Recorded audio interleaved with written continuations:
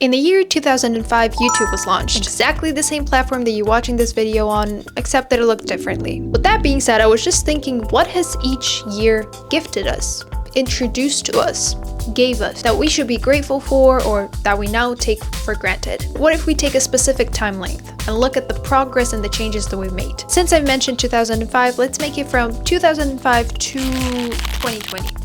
God knows, maybe I'll make the same video in like 10 years, so you better subscribe so you don't miss it. And a mini disclaimer before we jump in. The reason why I'm making this video is not to say and emphasize that the good old days are gone and that's the end of the history and we're going downhill. Not at all. I'm only carrying the positive message here, and I just want to emphasize that we've been a part of such a long story. A story that still evolves. Every single one of us has been a part of this story. And I think it's just great to look back at the foundation and see what was built, because everything that was built back then gave us everything that we now have. I was born in 2005, so I can't really rely on my personal experience, but based on what people think and say about the year 2005 and 2006, it was like a perfect spot between the 90s and the internet-driven world, if you will. People didn't even have smartphones back then, but they still had an access to internet. Is it intranet or internet?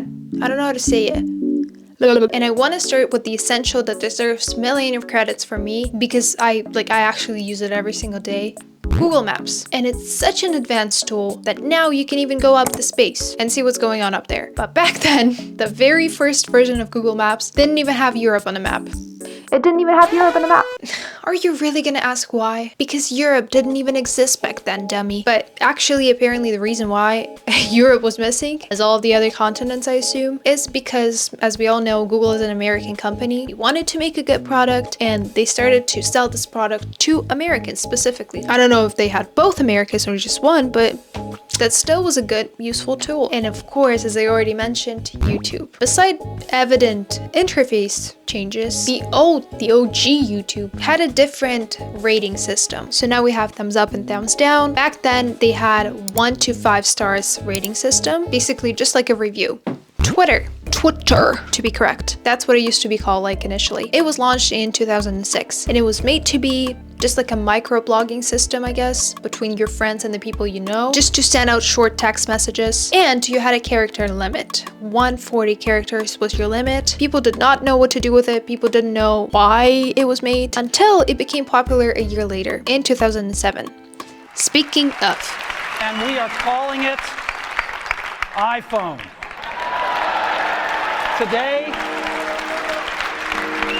Apple is going to reinvent the phone. Like, it gotta be one of the biggest moments in the world of technology. And me personally, I am an Apple user. Therefore, I do like what they do, except that I get less and less with every purchase, but that's another topic. There are a lot of controversies, or rather the debates about which company actually came up with the idea of smartphone. Honestly, I haven't Googled who made it in the end, but at least Apple made it good, made it usable. Amazon Kindle. No, actually it does deserve some credit, because it looked like 2-in-1. A reading experience and a whole arm workout, all in one machine. You had to scroll a little scrolling wheel to like scroll down the page. It had a keyboard and of course no touch screen. At that time the price was $3.99 and it was sold out immediately right after the launch. And back then, apparently that wasn't the first electronic book that came out. People did have something to compare to, and some people liked the Amazon Kindle, some people hated it because of the bulky design, but it still made its way to this day. Congrats to that. But who the f would need a book if we had iCarly that came out the same year? And I don't know about you, but for me personally, iCarly literally engraved in my mind. That was the first show that kind of like introduced me to an American culture, I guess, and gave me one of the brightest memories about the shows I watched when I was a kid. I'm Gibby. She doesn't speak English. I'm still Gibby. I don't want to focus on the dark side of Nickelodeon though. You know, we had no idea back then, first of all, and this video is made for fun, giggles, laughs, and good nostalgia, not bad nostalgia. Tumblr apparently was launched the same year. It was a blogging focused social media. It wasn't that popular back then. It only got popular 7 years later. Okay, get ready because we're getting busier. Uber. To be honest, I had no idea that it was made that long ago. In my country at least, we started to use it like 5 or 6 years later. We all know that this is an essential now because every single one of us had to get an Uber at least once in their life. And do you know what else launched in 2009? Angry Birds.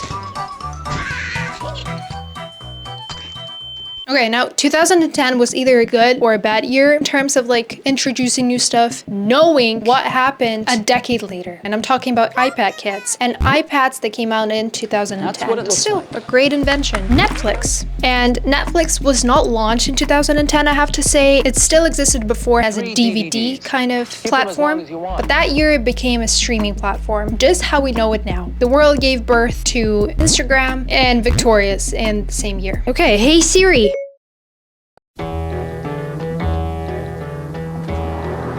Read me the message. New message from Sebastian. Now, Siri was something that we thought was the max of what the robots could acquire. It used to be our ChatGPT. I remember when I first got my iPhone, I loved to ask her opinion or something, or like I would ask her to tell me jokes, or I would just be mean to her to see what she says. Even though compared to all of the advanced, mega advanced AI tools that we now have, Siri is still an OG. I mean, it's super outdated now, but I still respect her for staying in her line, you know, staying in her bubble, being the same. And I call her a she because that's a she. That's a Siri. It feels like she's not following trends. But that delayed really grinds my gears sometimes. Duolingo. Duolingo was launched the same year, and it had a waiting list of almost 100,000 people. Little did we know that a couple years later it's gonna become a meme, or like a void full of scary controversies about this. I mean, the logo speaks for itself, so. Now, what is something that you cannot imagine I shall speak without? Whatever you thought of, you're wrong. Because I mean, Talking Back. It was also released the same year, and I feel like it was never updated since.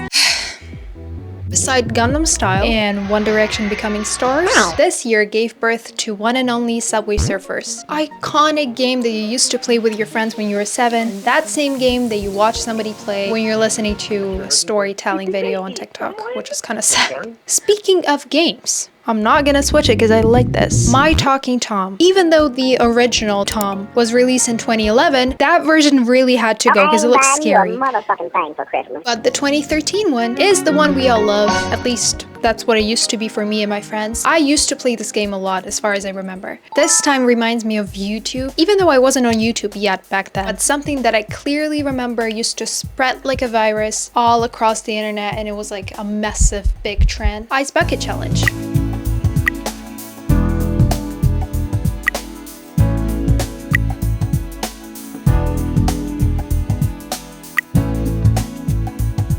At some point, it looked like everybody just had a fun of it and we're doing it just for the lifetime experience. Initially, it had a very good intention. It used to be a tool to raise awareness and funds for people with ALS, and now the new generation might know it as a good intention trend for raising awareness for mental health. Alexa. I don't have much to say here because it's like an advanced version of Siri, except that it's so scary. It's a machine that understands every single noise that comes out of your mouth and that you sleep with in the same room. Like, hell no.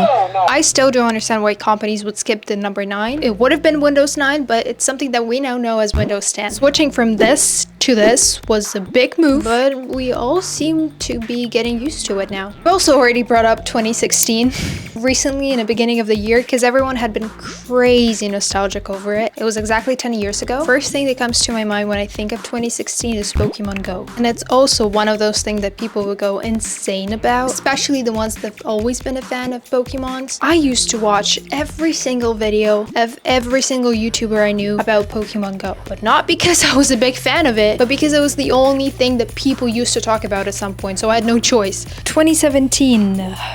Ed Sheeran, Shape of You, and iPhone X, which was a very new design with 2 cameras, which people thought be included is a bizarre decision. Try 4, try 6. Now, the closer I come to 2020, the less things we had launched, but definitely not because it's the end of human creativity, but it's because we have the foundation. We have the very basic stuff. There's not as many things that we can come up with. No, actually, I'm wrong. I take it back. Creativity knows no limits.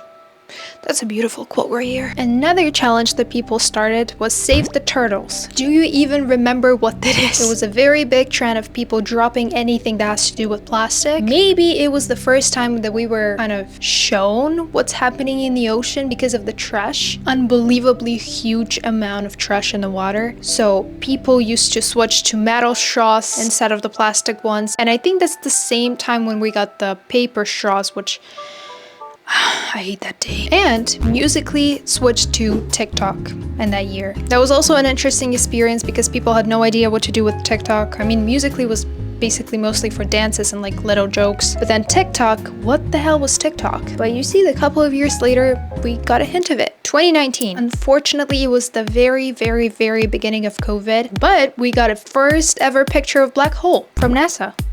Cool. And then 2020. Do you really want to know what was introduced to the world in that year? We are used to live under any circumstances at this point, and that's why it wasn't the safest time for any of us, but we still might have some good memories about it, and I did make a video about that too.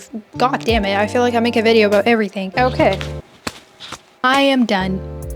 I'm done. Now you see, that's what I told you. You've been a part of a very, very, very long story, and you will be a part of the future story. Let me know if there's anything that I might have missed. I'm glad you stayed until the end, and if you like this video, please subscribe to this channel and let me know your opinion down below in the comments. I really appreciate your feedback. Thank you so much. I'll see you next time in my next video.